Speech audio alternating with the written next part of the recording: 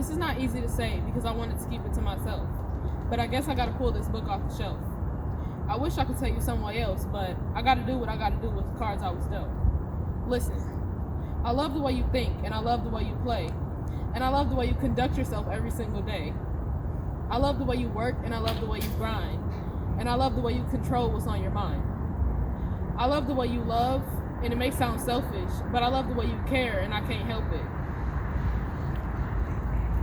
I love how you act when you don't care who's around, and how you're the most handsome young man in town. You say my smile brightens your day, but how you think it got that way?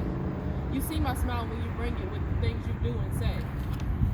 I love your goofy demeanor and your happy spirit, and how I can hear joy in your voice when no one else can hear it. I love your patience and the way you understand, and how you encourage me to do what I can. Tupac said forever ain't forever, but my love would die never. So just be my best friend till things get better. I love how your laughter lightens up anything going on in my head, and how you got determination to go out and get this bread, and how you my motivation to get up and out of bed, and how you want us to rise up instead of staying down instead. I found a love in you, and there's nothing anybody can do. I want to be in your life until it's through, and I want to do it right. Stand at the altar and say I do. Oh, this is why I love. I knew this was going to end. It's like losing a love and a very best friend. I know it's for the best right now, but it still really hurts. And I try everything in my power just to make it work. And not having the closure I need makes me feel worse. So I took a hot shower to calm me, then got tears on my new shirt. I don't know whether to cuss at you or thank you right now. I'm not sure if I should hug you or shank you right now.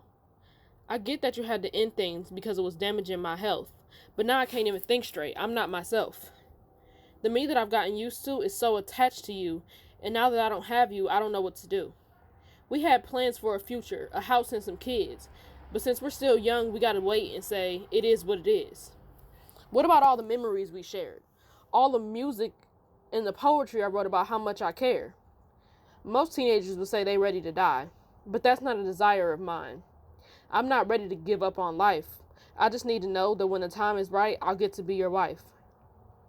Your sister told me what don't break us makes us stronger. So I'm trying to find out if this broke us or if we'll be together longer. That's another thing, the closeness of our families. The first person asking me if I'm okay was my best friend, your brother, spamming me. And my little sister-in-law, whose birthday was the very next day.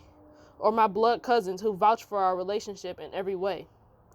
2 months ago, I was worried about us going to sleep on the phone. And now I gotta think about dropping your stuff off at your mom's home. Although I know you're doing this for good, I'm still angry, hurt, upset, and sad because you left me banking on forever and I can't have that. Like, how could you do this right when you were supposed to meet my dad? And somehow, because you're my first love, I still want you back. The only thing keeping me sane and stopping me from losing my mind is the fact that this was just the case of the right person, wrong time. Who knows, when everything has changed, maybe we will get back together. Then we can get married and have our forever. But for now, I don't want to cry over you no more.